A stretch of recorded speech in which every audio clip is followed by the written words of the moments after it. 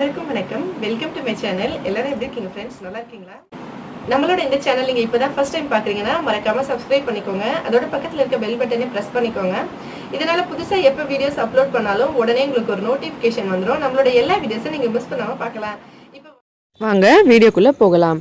முதல்ல ஒரு பாத்திரத்தில் கொஞ்சமாக எண்ணெய் ஊற்றி எண்ணெய் நல்லா சூடான உடனே ட்ரை மசாலா, பட்டை, லவங்கம், அதுக்கப்புறம் பிரியாணி இலை, சோம்பு, லவங்கமான அந்த பூ, அன்னாச்சி பூ, இதெல்லாம் நம்ம எப்போவும் பிரியாணிக்கு என்னென்னலாம் சேர்ப்போமோ அது எல்லாத்தையும் சேர்த்துடலாம்.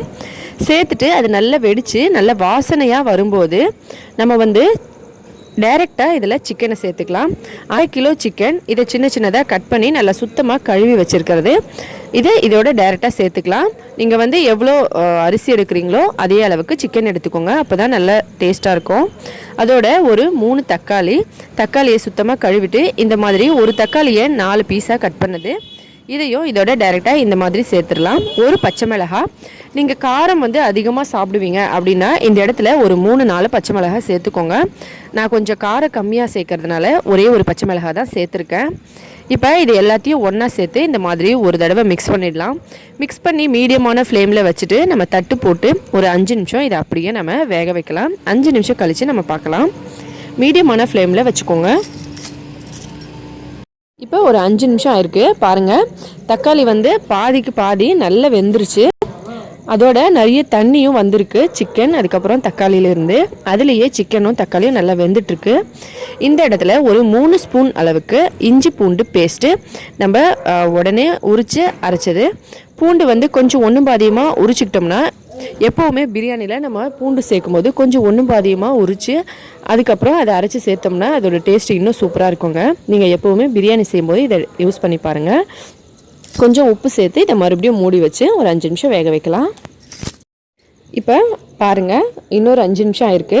இந்த எண்ணெயெல்லாம் பார்த்திங்கன்னா நல்லா தெளிஞ்சு வந்திருக்கு. சிக்கன் தக்காளியிலேருந்து நம்ம முதல்ல மிக்ஸ் பண்ணும்போது இந்த எண்ணெய் தெரியாது. அதுக்கப்புறம் நல்லா வதங்கின அப்புறமா இந்த தக்காளி ஃபுல்லாக பேஸ்டான பிறகு இந்த மாதிரி எண்ணெய் நல்லா தெளிஞ்சு வரும். இந்த ஸ்டேஜில் பிரியாணி மசாலா ஒரு 3 ஸ்பூன் அளவுக்கும் கொஞ்சமாக மஞ்சத்தூளும் சேர்த்து இதை நல்லா மிக்ஸ் பண்ணிடலாம். நான் வீட்டிலையே ரெடி பண்ண ஃப்ரெஷ்ஷான பிரியாணி மசாலா சேர்த்துருக்கேன்.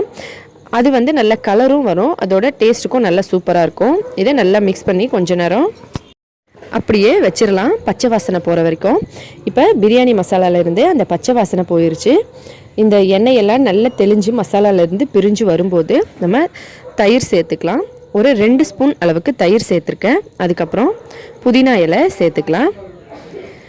நம்ம பொதுவாக பிரியாணி செய்யும்போது வெங்காயம் சேர்த்து வெங்காயம் வதக்கி அதுக்கப்புறம் இஞ்சி பூண்டு தக்காளி இதெல்லாம் கொஞ்சம் கொஞ்சமாக போட்டு நம்ம வதக்கும் போது நமக்கு இது கருகிட போகுது, இது தீஞ்சிரும், நம்ம என்ன பண்ணணும், கொஞ்சம் வெயிட் பண்ணணும் பொறுமையாக, அது மாதிரி ரொம்ப லேட் ஆகும்.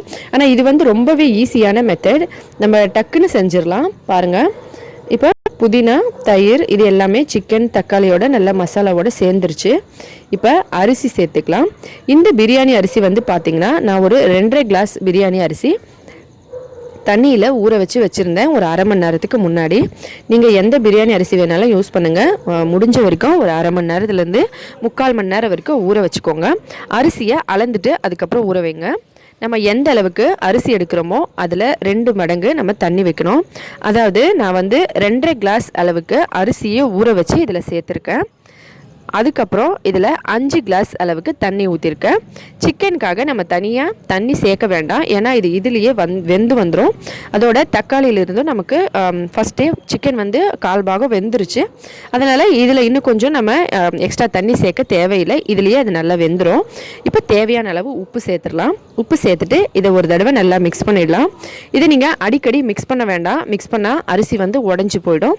அதனால் இந்த மாதிரி நம்ம ஒரே தடவை மிக்ஸ் பண்ணிவிட்டு உப்பு லைட்டாக செக் பண்ணிக்கோங்க. இந்த ஸ்டேஜில் கலர் பவுடர் நீங்கள் தனியாக சேர்க்கணும் அப்படின்னு நினச்சிங்கன்னா இந்த ஸ்டேஜில் கொஞ்சம் கலர் பவுடர் சேர்த்துக்கோங்க. நான் வீட்டில் ரெடி பண்ண ஃப்ரெஷ்ஷான பிரியாணி மசாலா சேர்த்துருக்கிறதுனால அதுலேயே கலர் வந்துடும்.